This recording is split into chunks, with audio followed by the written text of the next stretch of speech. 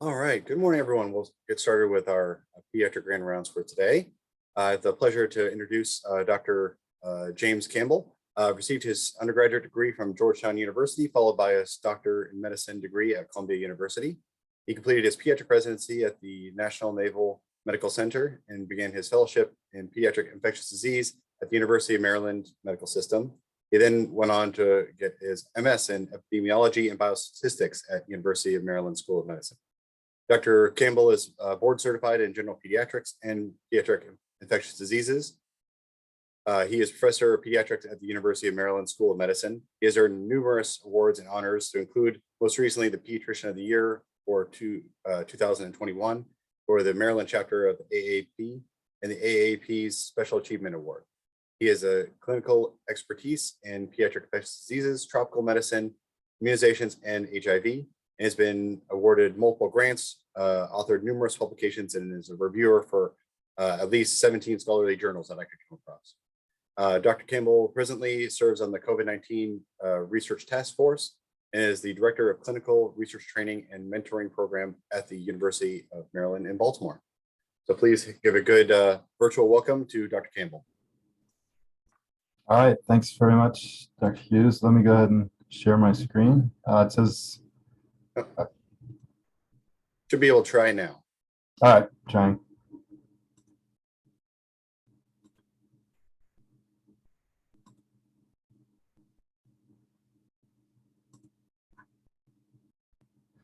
Looks All great. right, thank you. Okay, thanks. Thanks, and good morning, everyone. Feels like homecoming. As Brian mentioned, I was fortunate enough to do my pediatric residency at what was then the National Naval Medical Center, and then spent 2 years in Guam as a Navy pediatrician, then 2 years back there at USIS and at NNMC and Walter Reed, and then went and did my fellowship. And what I'm going to do today is give you kind of an overview of some things that have changed in the pediatric immunization schedule, some things, there are updates on the Red Book. I'm currently the head of the immunization subsection, if you will, for the Committee on Infectious Diseases for the AAP, for the Red Book. So we get to hear a lot about, we both get to make the recommendations on the new immunizations that have already been licensed and as they're being recommended, but also what's kind of coming down the pipeline. So hopefully this will be informative for you.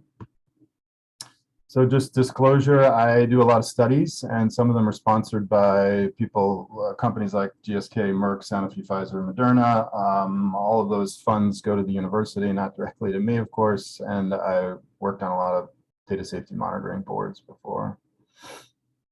So we're going to talk a bit about the schedule. I like in all of my vaccine talks to make sure that I highlight what's new in human papillomavirus vaccine, because we're kind of so far behind in getting our kids vaccinated with HPV. And I think the more that people know about the updated data, the more firepower we have to try to convince people that it's important to get vaccinated now. We're going to talk a little bit about updates on some new pneumococcal vaccines that'll be available to children soon, and new MMR vaccine. And then we'll end it with what's new in COVID vaccines for kids. So this is our busy schedule. You probably know that every February now we have a schedule that is authorized by CDC, by the AAP, by the American Academy of Family Practice, and others. So they're pretty much harmonized. Way back, there used to be multiple schedules, and it was very difficult for us as practicing pediatricians to make sure that we were keeping our kids up to date, but now they're all on the same schedule. Just to highlight a few things here on this, the updated schedule, there hasn't been any real major changes to the overall schedule. Maybe at the very bottom, that's a major change, but not for most of the United States. That's the dengue vaccine.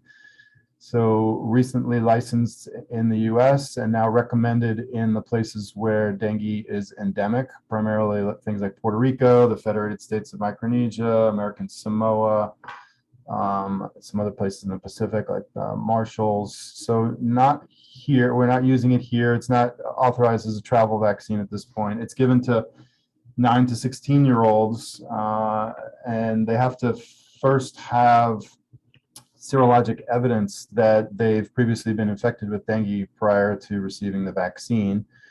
And that's to make sure that, if they had never had infection before, and then they get the vaccine, there's some concern that then their very first infection might be worse than it would normally be, meaning that they could have dengue hemorrhagic fever or dengue septic shock. But if they are known to be seropositive, then that risk really goes away. In terms of, if we go to the top, Hep B, not really anything new with hepatitis B vaccine, except we are really trying to get it so that everyone in the United States is adamant about making sure that every child receives hepatitis B vaccine before they leave the nursery, so in the first day of life. I'm going to present a little bit on how close we are to being able to eliminate mother-to-child transmission, perinatal hepatitis B, and we're very close. And with a few tweaks and with being a little bit more careful, I think we certainly have the possibility of having absolutely no hepatitis B in any child in the U.S. And one part of that safety net is making sure that regardless of the mother's surface antigen, whether she's, even if you think that it's been reported to you that she's surface antigen negative, we don't want any delays in getting hepatitis B vaccine to those babies. In terms of rotavirus, we'll talk a little bit about the only real change to rotavirus vaccine is the allowance now to use it in the NICU. And I'll go over that a little bit as we move forward. There's not really anything new with DTaP or Hib vaccines or PCV13 or IPV. Influenza, we'll discuss a bit about influenza. You may have seen that this year's the interim influenza efficacy did not look very good. It was a major mismatch between the primary circulating strain this year, the H3N2 strain that was in the vaccine, and the one that was circulating. And that led to, well, one, there was kind of poor uptake of the vaccine overall, but then the efficacy this year was poor. And we'll talk a little bit about what's new in flu vaccine for kids. MMR, I'm going to discuss the upcoming availability of a second MMR vaccine, which we have not had in the US ever. Nothing really new with varicella vaccines. Hepatitis A, the main thing that's changed recently with Hep A vaccine, two things. One is to allow for children between the ages of 6 months and 11 months to receive Hep A vaccine prior to travel to places where hepatitis A is common. In the past, we gave them immune globulin. Now we can give them Hep A vaccine. It's still, if they were to get that vaccine prior to their first birthday because of travel, it's still recommended then that they get a two-dose series after their first birthday, regardless of whether or not they have that, so they would wind up having 3 if they got one for travel.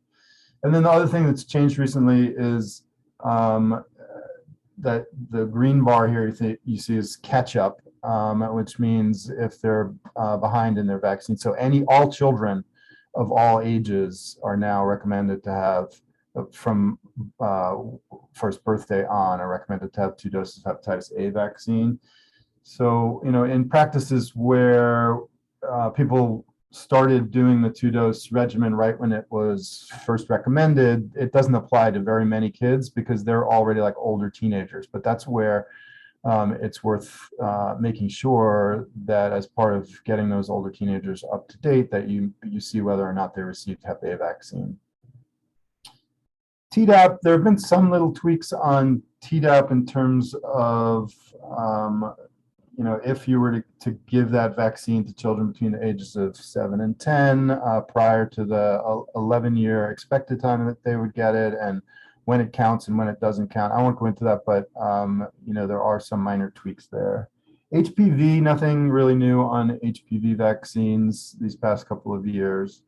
Meningococcal vaccine, we're going to talk about a little bit with a fairly new conjugate vaccine that's available now down to age 2. Nothing really new with the MenB vaccines or pneumococcal polysaccharide, and we talked a little bit about dengue already. So that's kind of the whirlwind tour of the schedule and things that have recently changed. So influenza, as you probably know, in the past, we used to have both trivalent. Well, we only had trivalent many years ago. Then we had trivalent and quadrivalent. Now we only have quadrivalent. All of the companies that make flu vaccine now have 2 A's and 2 B's every year in their vaccine. This current flu season, or the past flu vaccine season, both of the A strains, both the H3N2 and the H1N1 strains of A, they were both changed. But the B strains, they're called Yamagata and Victoria lineage, those both stayed the same. I put these slides together early before I knew about what it was coming up for this coming year, but you'll see that the AAP and others will be, pretty soon you'll get to see the recommendations for next year's flu vaccine season. And as I said, for this year, since there was such a mismatch, we now know what we think will be next year's H3N2 circulating strain. So that has been updated. And the B Victoria, one of the B's, is also being changed. So 1A, the H3N2, and 1B, the B Victoria, will be different in this coming year's vaccine. But the other A, H1N1, which there was almost none of this year circulating, and the other B, those will remain the same. There is most of these vaccines, as you may know, are grown in eggs. There is a recombinant vaccine available for adults, and there's the live LAIV flu mist available. But the other injectables, most of them are grown in eggs, and then the virus is killed and split. But there's one that is grown in cells instead of in eggs. That's Flucelvax. And the age at which, the lower limit of the age at which that was authorized has moved down over the years. It was 4 a few years ago. It was 2 at the very beginning of this past flu vaccine season. It's now down to 6 months, so the same age as the other vaccines.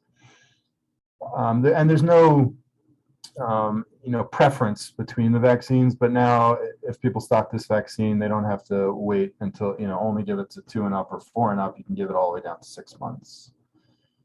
The only thing really that's changed with flu mist LAIV, the intranasal spray, is recently you probably already know that it's not recommended for people with immune compromise, but questions came up like, well, which particular diseases or particular situations should it not be given? And one has to do with cochlear implants. There's not really evidence that it's dangerous for people with cochlear implants, but just because there's some theoretical possibility that it could lead to problems, it was recommended that it not be given to children with cochlear implants, and also not recommended for those with asplenia. We've moved away from having different volume formulations for these vaccines, and currently there are still 2 that have the lower volume, the 0.25 ml volume. All the other injectable flu vaccines are 0.5. There's no problem with having the lower volume, other than it leads to more mistakes when people in clinics have to know different volumes, and for various things that they stock, it can lead to more administration mistakes. But just to know for now, Afluria and the Fluzone IIV4, at least as of this past year, still had the 0.25 formulations available for the kids under 3 years of age. Okay, so for meningococcal vaccines, these aren't really new. The things having to do with Menactra are not really new, but there are, I think, better, for a number of things in the Red Book, there are some better tables or better algorithms. And one of them is for when you use meningococcal conjugate vaccines for younger children and what there might be interactions with. And the 2 main ones to know about, as you probably know, most of the time these vaccines in otherwise healthy kids are not given until they're at their what we call adolescent platform, right? So typically at 11 and then at 15 or 16. But for some kids, those who have immune compromise, things like complement deficiency and asplenia and HIV and those sorts of things, that it's recommended that they get it in infancy. And Menactra is only licensed down to 9 months right now. And there's two things that you have to know about it interfering with. One is PCV13, so you get you can get a lower response to the pneumococcal serotypes when you give Menactra around the time of giving PCV13. And same with DTaP. So it's recommended that you give the conjugate vaccine at the same time as DTaP, rather than if you give it a month after, then there's a decreased response to the meningococcal serotypes.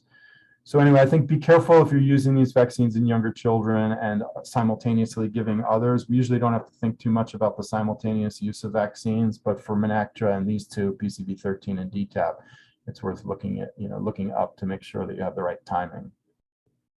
Menveo, which is the one that is conjugated to the other type of diphtheria called preterm 197, that's licensed all the way down to 2 months. So that's the one that's typically used for these children. For example, like kids with sickle cell disease, at the same time you're giving them their 2, 4, and 6 month, all the other vaccines, it's recommended that at that same interval that they get meningococcal conjugate vaccine.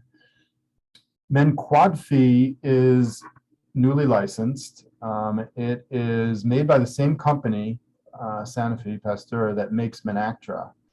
And what they've done, well, when they tried to test Menactra down to younger kids, it did not have as good an immune response as they hoped. The safety is fine, but the immune response wasn't as good. So, but if they conjugate it to tetanus toxoid instead of to diphtheria toxoid, it seems to have good responses all the way down to 2 months. So right now, Menquadfi is licensed only for 2 years and older. That's been for the past 2 years.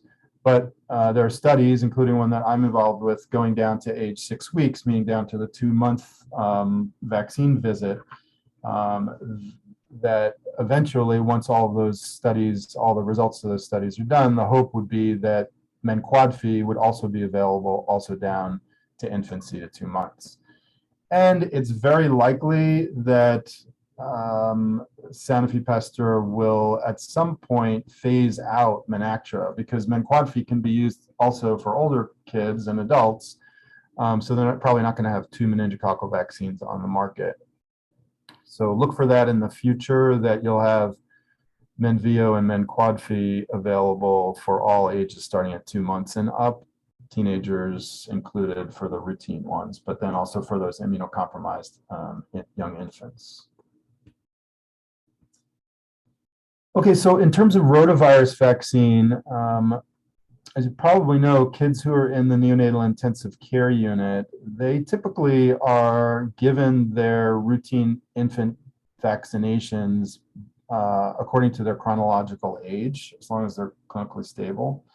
But for some time now with rotavirus, there's been a concern about, since it's a live attenuated vaccine, that if it were to be given in the NICU, that we might have problems. And there's 2 things that people had considered. One is, would it cause, in the child that you give it to, would it cause them any adverse effects that would be different than a term child at that same age? And the other is, could it be shed by those preemies or others in the NICU and given to other, and then transferred to other children in the NICU?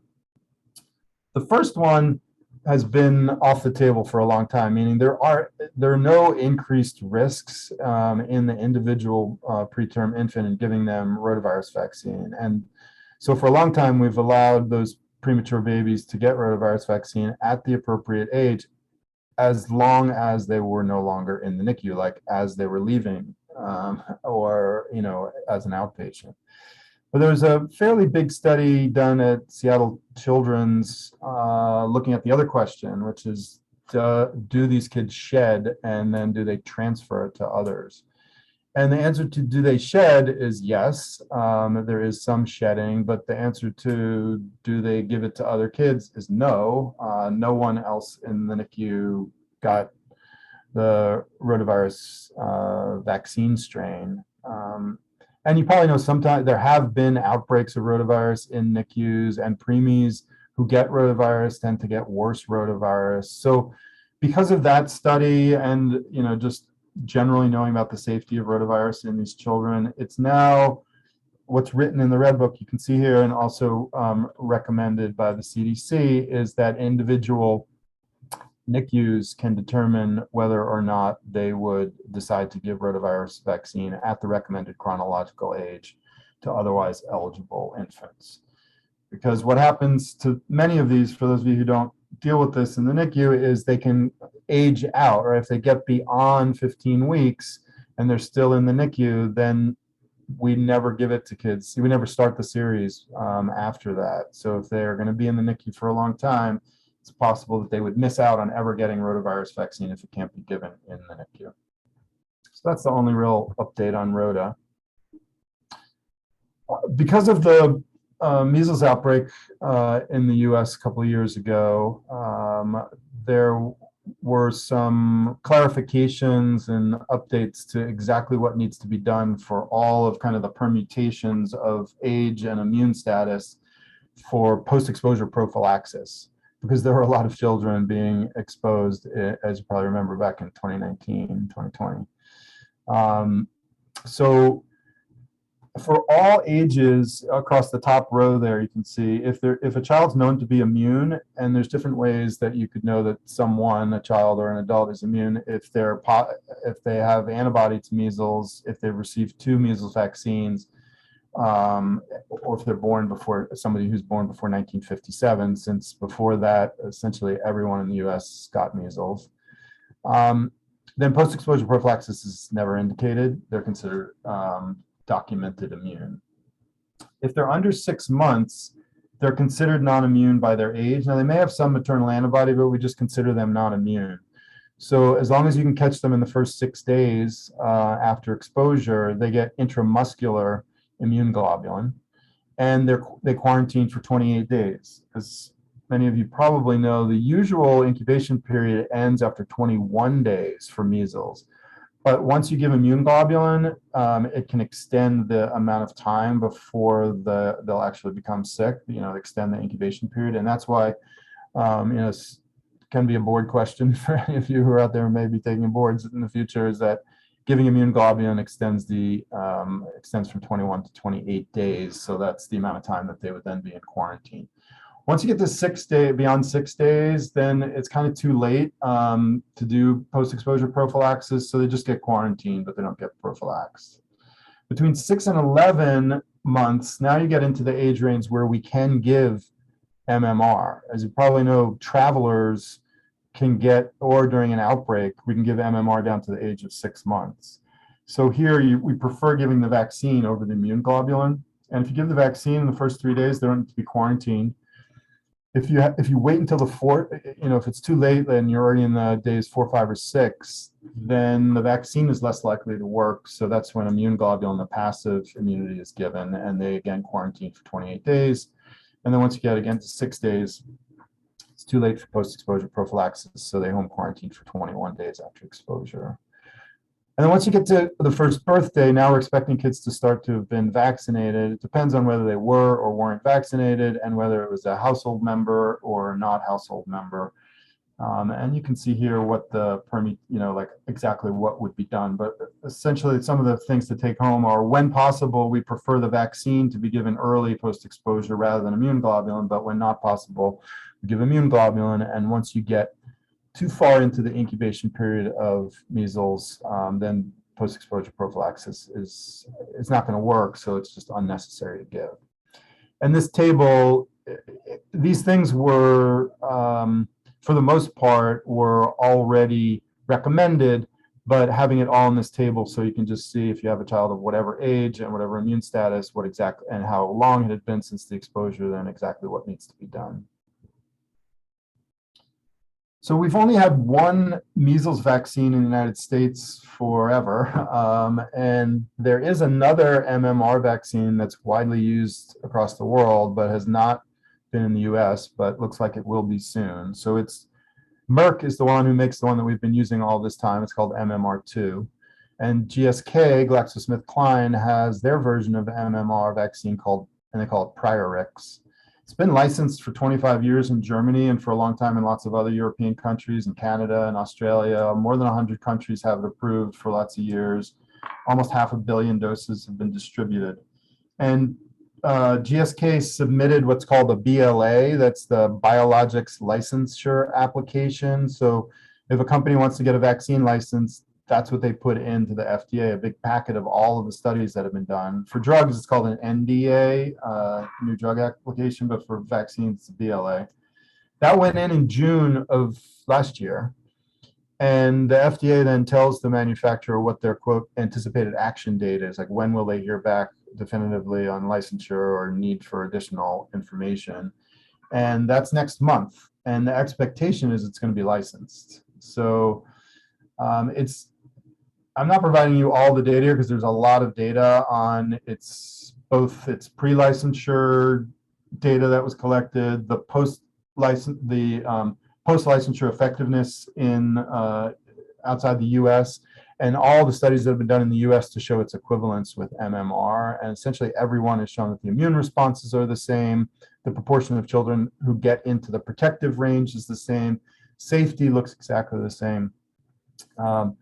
You can see across the top here, I have what the contents of Merck's MMR2 and of GSK's MMR, the Priorix, and they're nearly identical. There's different named strains of measles in the two vaccines, but the nucleotides are identical. So they're like, they're like identical twins with different names, if you will. So it's the same measles virus, really. And for the mumps virus, MMR2 is what's called the Geraldine strain, and the Priorix is a little different strain, but the proteins are the same. Even though the nucleotides are slightly different, the proteins are the same. And rubella, it's the exact same strain and about the same amount. So they don't have, in the US, they're not putting in for like a ProQuad equivalent. ProQuad is the MMRV, where varicella vaccine is together with MMR. There is a version of that, Priorix Tetra, that's used in Europe. So maybe in the future there'll be one, but right now it'll just be MMR without varicella, and you have to use it separately. So the expectation is that the FDA may license it as early as next month. And then ACIP, that's the Advisory Committee on Immunization Practices, that's the CDC's external advisory group, is expected to review those data for recommendations possibly in June next month.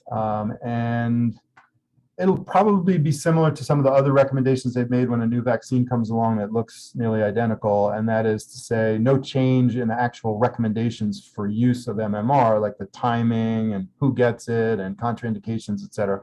But just say you have a choice to use either of these two vaccines. That's the likely way that the vote will go. So look out for a second MMR vaccine. I just put one down in the bottom right here. I thought it was interesting to see across all of the studies what the fever curve looked like. And you can see it's lots of studies, it's almost like 10 studies there. Some of those are for the Priorix and some for MMR. And it's amazing just how identical they are. For many of our vaccines for infants and young children, fever occurs relatively soon after they get vaccinated, right? Like the night that they get the shot or the next day.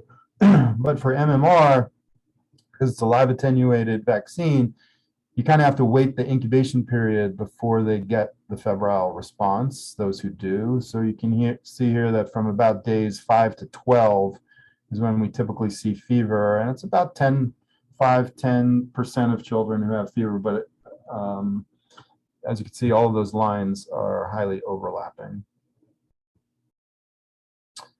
Okay, so pneumococcal vaccine. The primary pneumococcal vaccine that we use, of course, is Prevnar 13.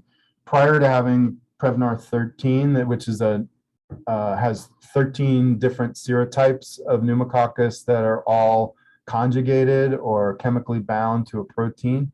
I mean, before that, we only had the polysaccharide vaccine.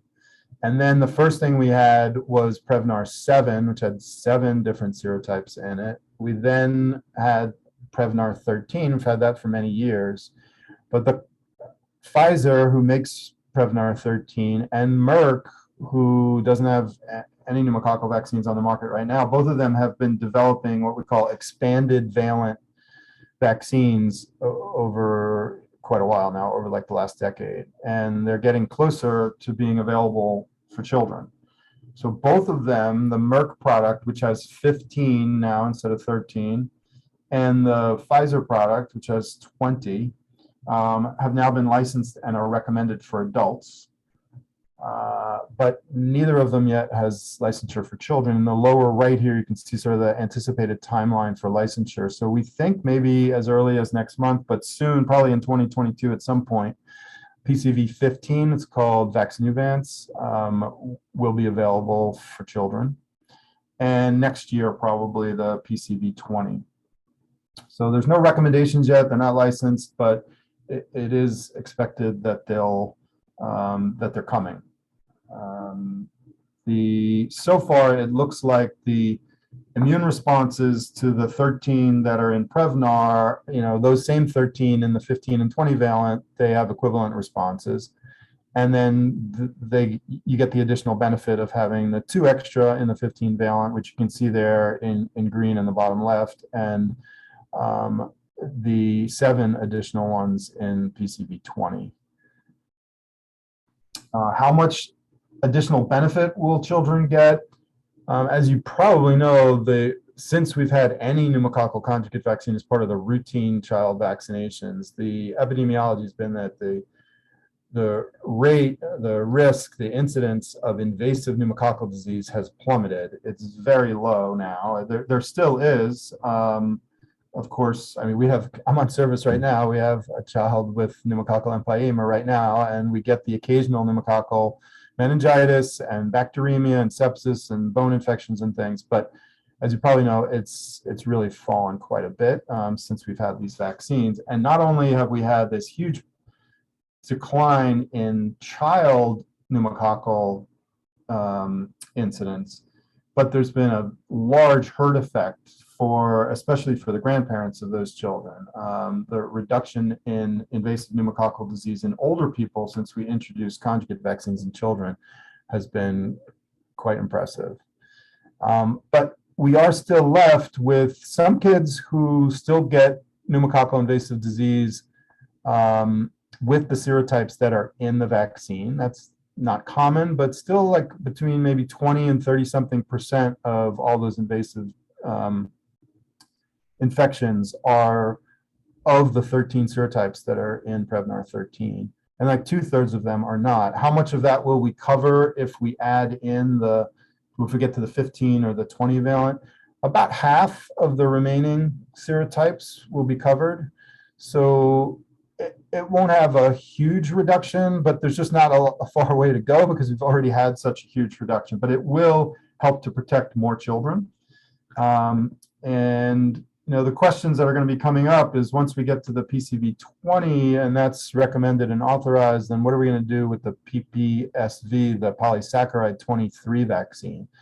As you probably know, we only use that in kids who, as sort of a booster or a second vaccine after they finish their PCV 13 series for those who have various immune compromised conditions. But the addition that you get from those last few in the PCV 23 is really small compared to PCV 20. So that's going to be a big policy question as we go forward is, are we just going to do away with the polysaccharide vaccine, or are we still going to need it in certain instances? So I don't know the answer to that yet, but probably in about a year, you'll hear the answer, what all the data show, and then what's recommended. As this is just one of the papers on the 20-valent pneumococcal vaccine, well tolerated, no safety signals. We also look to make sure that there's no detrimental effect on the other childhood vaccines. So we not only want to see, do they have the same rise in antibodies to the pneumococcal serotypes, but make sure that it doesn't mean you have a decreased antibody response to diphtheria, to tetanus, to all, all of the things the other things that are given at the same time at that 2, 4, 6, and 12 to 18 month time period. And on the right-hand side shows the the potential side effects in the week after they were vaccinated, and each of those bar graphs in green are mild, in yellow is moderate, and in red is severe, and as each of the ones that are paired are 20 versus 13. And if you just kind of eyeball across, you're looking at like post-dose 1, post-dose 2, post-dose 3, and post-dose 4. There's essentially no difference in the side effect profile if you add in these extra 7 serotypes. Okay, now we're going to move on to a little bit about some updates on human papillomavirus. Every year as I said, when I give vaccine talks, every time I give vaccine talks, I pull from the literature things I've been reading about the post-licensure effect, either the effect of what we're seeing in terms of reducing cancer or precancerous lesions, or various studies that kind of debunk the issues surrounding potential side effects that swirl around in social media.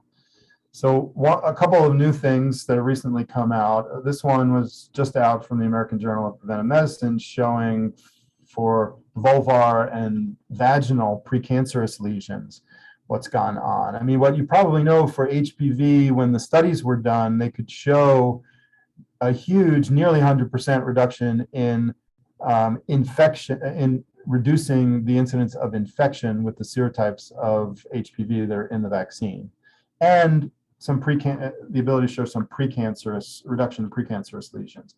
But because the lag time from when you're vaccinating people until the peak incidence of the actual cancers is so long, the phase 3 studies were not able to show that there was reduction in actual cancer. But now more and more post-licensure studies are showing that.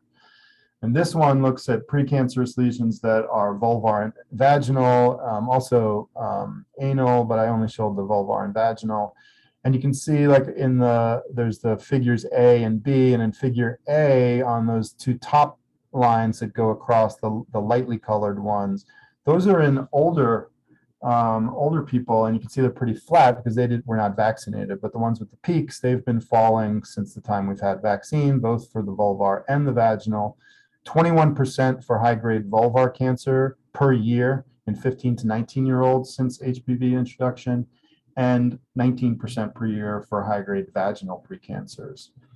So, and you can see for the very youngest ones, those dark lines at the bottom, we're nearly down to 0. So if you can vaccinate early, not only the ones that most of you probably are talking about with your patients, like cervical and oropharyngeal, but also these other anogenital cancers. Cervical cancer, great study in Sweden in the past showing that 88% reduction if you can vaccinate people before the age of 16, just phenomenal reduction, even though we're not nearly to the point where we're going to see the highest, the most impact of this vaccine. The average age, the median age for women to get cervical cancer is 47. So it hasn't been that long. We've only had HPV vaccines since 2006. So it's going to be over the next decades that we're going to see even more reduction. But for this, where you only can look at it in younger people, even with them, you're able to see quite a reduction. So this looks in the US from 2001 to 2007, and in that period, 657,000 HPV-associated cancers, about 50% in men, 60% in women, and there's been almost a 10% annual decrease in cervical cancer rates since HPV vaccines have been introduced. And in 2012, there's what's called a join point, meaning like the slope of the line had a significant increase in decline. It's been excellent reductions in all of these cancers, and also in herd immunity. So what we're seeing is that even in unvaccinated people, there's reductions in HPV.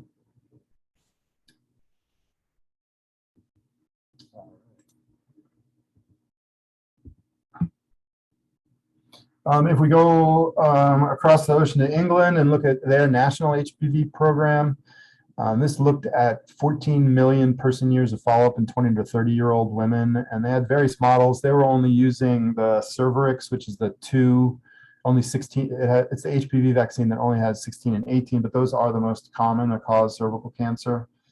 And you can see in the red box, or also in the third bullet, that the younger we vaccinate, the better the reduction in cervical cancer. So girls who were vaccinated 12 to 13, they had an 87% reduction in cervical cancer already, only by the age of 20 to 30, before they've even reached peak years for cervical cancer. And if you wait until 14 to 16, you only get a 62% reduction, and 16 to 18, the end of high school, 34% reduction.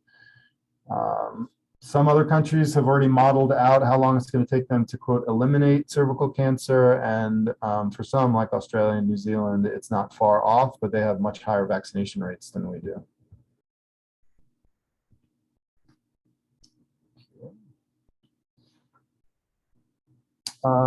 We all know about the, reducing HPV infection has the effect of preventing warts, genital warts and cancers that are HPV associated. But what other effects might there be? This was an intriguing study from a year ago or late last year in Canada, looking at the effect of HPV vaccination on preterm birth. So they tested women in first trimester, third trimester, and their placentas, and about 2/3 of the women had HPV both in their first and third trimester, and they considered those women to have persistent HPV infection. And if you can see in the purple there, the adjusted odds ratio for preterm birth was about 3.7 times in those who had persistent HPV versus those who didn't, and about 2.5 times if you found it in the placenta. Some people might think, well, the reason might be that some of those women would have precancerous lesions that then would lead to procedures that might lead to cervical incompetence or other things that might increase their risk for preterm birth. But if you do like a sensitivity analysis and remove the women who had CIN, you still get the same higher adjusted odds ratios for preterm birth. And they adjusted for the other known associations with preterm birth that they had available to them, things like younger age and smoking and genital infections and lower socioeconomic status. So, not definitive to show that the vaccine would prevent preterm birth, but pretty good evidence that persistent HPV is one of the factors that can increase women's risk of giving birth prematurely.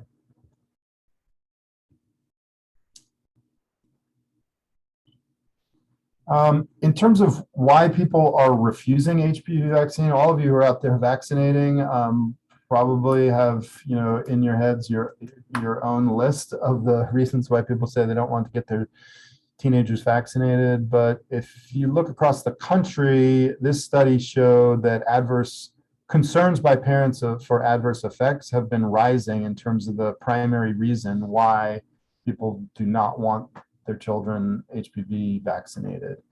So back in 2008, it was only 5.3% who in NIST-Teen is the National Immunization Survey looking at teenagers done by the CDC. And this is looking at each of the NIST teens over 12 years. And you can see it just keeps going up and up. Now we're in 2019, it was up to 26.2% who said that the primary reason were safety, were adverse effects. So the slope was only like 1% per year until 2015, and now it's about 3.5% since then. So I think that, that lets us know that to expect that when parents and teenagers are coming to the office for HPV, at times they should be getting an HPV vaccine, that you should be prepared to be able to talk to them about what the side effects are and how to kind of debunk especially the severe side effects that people are worried about, like primary ovarian failure and death and all sorts of various things like autoimmune diseases, none of which have any evidence behind them, but which do circulate out there on social media.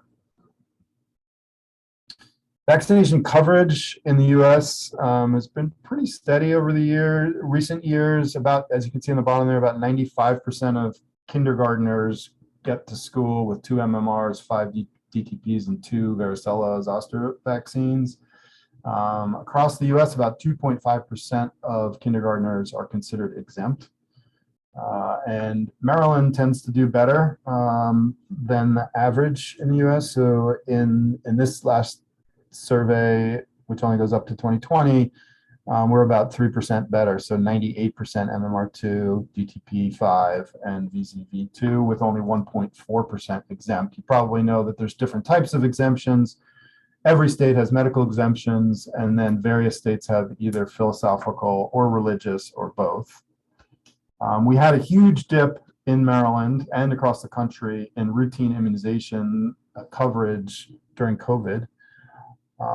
We've made up a fair amount of a gap, but there still is a gap. We're kind of, the last I've seen of the data, we're kind of back to the rate of vaccination, the same rate of vaccinating, but because there was such a big gap, we still have some to make up. And a lot of that makeup is in older school age and teenagers. So we want to make sure that those kids are getting back in for healthcare maintenance and they're getting caught up on all their vaccines. You probably saw recently WHO put out on increased measles incidence across the world during COVID, because there was a lot of measles campaigns and difficulty getting measles vaccines out while COVID was circulating and lockdown and all that. So we're at risk right now in the US because usually what happened, the reason why we see measles in the US is an unvaccinated person travels and then comes back to their home, and the people around them who are unvaccinated get infected and spread. And, you know, under vaccination and unvaccination tends to cluster, meaning in certain communities, there's just higher rates. And so they're more likely to come home to a place where there are fewer people vaccinated. So now that people are traveling more and we have under vaccination and there's a lot of circulating measles outside the US, we're kind of a setup. So I think it's really important that we get all of our children fully vaccinated. And hopefully what's going to happen now with the upcoming next school year is things will be closer to normal, and we'll get back on track about having everybody back up to date. Hepatitis B, we're so close to being able to eliminate it.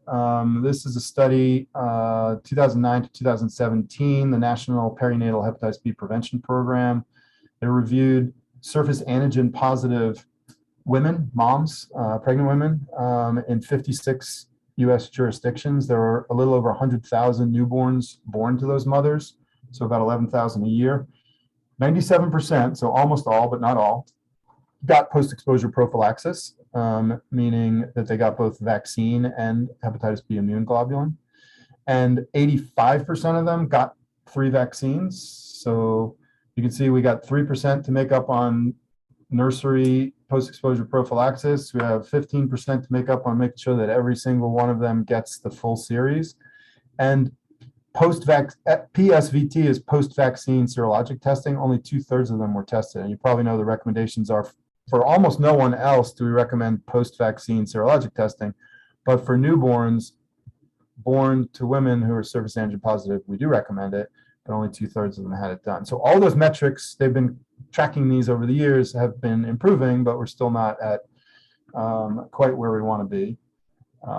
In terms of the proportion of the babies who wound up having surface antibody over 10, which indicates that they had an adequate immune response and that they're protected against hepatitis B, it was 96%, so that's very good. In 2009, 0.9% of the babies born to surface antigen positive moms were themselves surface antigen positive, meaning infected. And by 2017, that was reduced more than half, so down to 0.4. So only 29 people out of the 103,000 children were surface antigen positive. So it's those 29. I mean, not everyone that has hepatitis B is in this program, but most are. So we're talking about a very small number. And where are the sticking points? Well, a few things. One is moms who have very high viral loads. They can now be treated with antivirals during pregnancy, and that helps to reduce their viral load, similar to what we do with HIV, and reduces the exposure of the baby. So that's one way. 2 is better communication between those who are delivering the babies or taking care of the mom and we pediatricians, because most of the time that communication is very good, but many of these are of the positive kids are ones that slipped through because of bad communication. Like someone on a telephone said all the prenatal labs were negative. And that meant to the person listening on the telephone that the surface antigen was negative, but it turns out that it was positive. And so the child didn't get what they needed because the pediatrician in the nursery or whoever's caring for the baby in the nursery didn't carefully look at the mother's labs.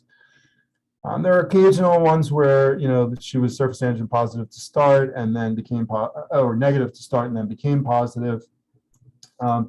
And others where it's just believed that there's a misinterpretation of the labs, like mom has a surface antibody and not a surface antigen that is reported. So just be careful with all of our newborns, and I'm sure you guys, like we are here, really careful, but we're so close. Hopefully in the next couple of years, we'll be able to completely eliminate hepatitis B in babies. So I'm just going to end with COVID-19 vaccines. That's what I've been working on essentially full-time for 2 years. There are, for kids, there's really the Pfizer and the Moderna vaccines, and hopefully Novavax soon. I don't think Janssen, we thought Janssen might be available for children in the US early on in the pandemic, but at this point, it probably will still be a while, or maybe we won't see it for children there. Pfizer BioNTech, as you probably know, it's licensed now, like full licensure, 16 and up, authorized, emergency use authorization for the 5 to 15-year-olds, and possible resubmission to the FDA. I said in May, it still is possible that they're going to resubmit. You probably know they submitted for these younger kids under 5s with 2 doses, and then they were asked to hold off and give a 3rd dose and then resubmit. And they think that that will be this month, at least last I've heard. They did resubmit or ask for an expanded EUA for boosters for the 5 to 11-year-olds, and that's going to be reviewed in June by the FDA. So possibly the under 5s for Pfizer in June, it will be reviewed in June, but certainly boosters for 5 to 11-year-olds will be reviewed in June. Moderna is now licensed for 18 and up, as you probably know. The teenage data were submitted last summer, but FDA has been holding off on authorizing that because there was some concern, primarily outside the US, little concern in the US, but outside the US, that the rate of myocarditis was higher for Moderna than for Pfizer. And so since there was another vaccine available, the Pfizer vaccine, and there wasn't a shortage, and there was, the ability for any child that age to get COVID protected, they were holding off on authorizing for that age. So for Moderna has now submitted their EUA application for under 12, so for 6 to 11-year-olds and 6 months to 5-year-olds. It says here possible submission. It has been submitted now. They also have updated their submission for the 12 to 17-year-olds. And so their expectation is that FDA will review all pediatric ages for Moderna in June. FDA just announced their June meetings. So they're going to meet June 7th to review the Novavax adult data. And then June 8th, 20th, and 21st, 3 other days in June, to review pediatric COVID vaccine applications. So that will be a combination of Pfizer under 5s, Moderna, the whole Moderna package, and the Pfizer boosters for 5 to 11. I don't think they've said which of those days each of those will be reviewed, but it looks like they'll all be reviewed in June, at least so far. That's what we've heard. Novavax is you know that Pfizer and Moderna are mRNA vaccines to the spike protein, and Novavax is the actual spike protein. So it's a recombinant spike given with an adjuvant called Matrix M. They submitted January 31st for 18 and up, and those adults have already gotten boosters. We don't have the results of the booster yet, but we're expecting them, as I said, to review that June 7th. And for the 11 to 17-year-olds, we're doing that study here as well. And those children have already been vaccinated, and now they're boosting, including today, we're boosting some of them.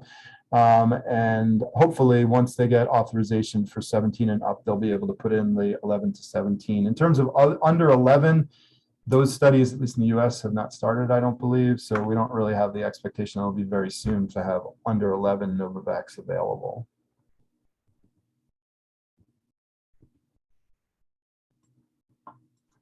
All right, so to end, just some things to remember for this talk. Not a lot of changes to the immunization schedule. A lot of that would be in the footnotes, but some minor changes to keep your eyes on. All flu vaccines now have 2 A's and 2 B's in them. We've added a new meningococcal conjugate vaccine, quadrivalent conjugate vaccine, down to age 2, and pretty soon it'll be down to age 2 months. Rotavirus vaccines, now you can give it to age-appropriate NICU babies. HPV vaccines are looking better and better as time goes on in terms of proof that we have protection against all the HPV-related cancers. Hesitancy is primarily due to adverse events. We could eliminate hepatitis B if we're super diligent about it for those last few that are left. A new MMR vaccine you can expect to come out in about a month. And expanded serotype coverage for pneumococcal conjugate vaccines, probably this year and next year will be available. And COVID vaccines down under the age of 5, hopefully by the summer. That concludes my talk. I hope it was informative for you, and I will open it up now to questions, if that's okay. I know it's 8:44, so maybe Dr. Hughes, do you want to tell me what we do next? Oh, we still have time for questions. Are you able to look at the chat, or do you want me to read the chat? Yeah, okay. Let's see. Yeah, so Dr. Lopriato, thank you for this question. Can you comment on the new hexavalent Vaccination, the vaccine? Absolutely. So this vaccine, as most of the pediatricians know, for a long time, we've been giving 5 different things together in one shot and then one separate for the infant vaccine. So one of those 5s is DT, AP, IPV, and Hib. And then you have to give the hepatitis B vaccine separately. And the other one is DT, AP, IPV, and hepatitis B. And then you give the Hib vaccine separately. Vaccination pulls them all together. And so it's hexavalent. The same vaccine's been available in Europe for a long time, and now it's finally been authorized and licensed here. The recommendations are exactly the same as if you were to give the 5+1, so the same timing, et cetera. The only problem is they don't have authorization yet for the booster. So it's just given for the 2, 4, and 6 months. So a lot of pediatric practices are now using this. It reduces the shots by 1. So instead of getting, typically in most practices, depends on how you mix and match, but it was usually 3 injections and the rotavirus. Now it can be 2 injections at 2, 4, and 6 plus rotavirus. So it's a great vaccine. The risk looks the same. The immune responses are the same, whether you give it as 5+1 or the 6. So I think it's a wonderful vaccine. All right. Dr. Odolini, do you think that 2.5 years for early childhood vaccines is a bit long? We were fortunate that our children were not hit as hard early on. Yes, I think it is too long. We pushed very hard early on, myself and others, including a commentary that we wrote in CID and various other places where I testified and others, to try to get the study started earlier. I mean, a lot of people are blaming the FDA or blaming others for not having these vaccines available, but it takes a long time, as all of you who work in this field know, that to get the studies done. And the timing of the review, I think, they're on time, the FDA, because the Moderna has only put in their data, they just put it in, and they're reviewing it in June. So having a 4-week time period for them to review the data, I think, is acceptable. But what's kind of, I think, not been acceptable is that we just started too late. You know, there were a lot of people pushing to wait for the pediatric vaccine studies to start until we had a lot more data in adults than I thought we needed. Like, we didn't need the full phase 3 vaccine studies to be done or nearly done before we started pediatric. And if we'd started earlier, we would have had the data earlier. RSV vaccine, yes, we have RSV vaccines in the pipeline. Hopefully they'll be soon. Right now, the good news is we do have, Synagis 2.0, if you will. So, and a lot of you work in RSV, so we have now, not yet licensed, but really good data for both preemies and term babies for a long-acting monoclonal antibody that covers you for the whole RSV season with a single IM injection. So looking forward to people reviewing that and seeing whether or not we can get the cost of that to the point where it would be acceptable to give until we have vaccines either for pregnant women or babies or both. All right, let's see. Amy Costello, you are welcome for the talk. Regarding the new GSK MMR, how does the immunogenicity of the mumps component compare with the mumps component of Merck? It's the same. All of the antibody responses were so similar that they were, we look at a thing called non-inferiority. And if you want, I can send you the data. I didn't want to put too much data up, but they're equivalent. How do you recommend counseling surface antigen negative mothers who are particularly resistant to vaccination based on the relatively low risk of transmission? I mean, when I lived in Uganda for 5 years and I came back, I worked in our nursery for 6 years as doing general peds, taking care of full-term babies and talking to moms about vaccinating. I tell them that it's a safety, it's a safety net for them. There are sometimes false negatives. Not all moms who have hepatitis B have known risk factors for hepatitis B. Not all babies who get hepatitis B get it from their mothers. Some people get it in households from other people that people are unaware that they have hepatitis B. And so just like for other vaccines, it's a way, we don't want to protect them. We can't protect them after they're infected. So we want to protect them before they're infected. So, I mean, you're not going to be able to convince all moms who are known negative and don't have risk factors and don't want to vaccinate their child. But I think those are the messages that I usually give. Let's see. Michael has his hand up. Do you want to? Hey, Jim, thanks for a great talk. This is Mike Reining from Peds ID. A question I've run into a couple of times with regard to the meningococcal vaccines. The adolescents start getting them in the early adolescent period. And I believe that the colleges are now saying that they should have one dose after the age of 15. But sometimes the conjugate vaccines are given earlier as kids are going in for other immunizations and don't want to miss immunization opportunities. So would you recommend them getting a third conjugate vaccine in that age group, or do you think 2 is okay and that's just somebody who is reading the dates and times to the extreme?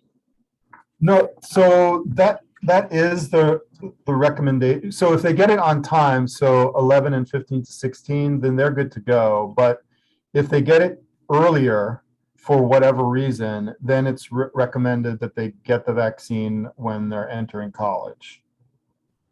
And that's in the recommendations. So yeah, if you look, it's kind of in the footnotes of the meningococcal recommendations, but that is, so I think that is acceptable what you're saying. And then of course, if they did not get vaccinated at 11 and 15 to 16, then they do need to get vaccinated when they start in college. Great, thank you. Yep. Mumps is on the rise, according to Dr. Lopriato. Will we boost for mumps in teens? Right now, it's not recommended to give that third dose except in situations where there is an outbreak. So will we have a third dose in the future? Possibly, but right now it's only recommended when there's an outbreak. It has been shown in outbreaks to reduce the overall amount of time of the outbreak. But it was decided when that was brought up at the time of the recommendation for the third dose during outbreaks, the data was not good enough at that point to recommend routine third MMR, mumps vaccine. But we'll see over time. All right. All right. Well, that was excellent talk. Thank you very much. Sure, you're welcome. Glad to give the talk and glad to see a lot of friendly faces and a lot of good questions. Thanks so much, everybody. And you guys have a good day and a good week. You as well. Thank you very much. Thanks a bunch, Dr. Campbell.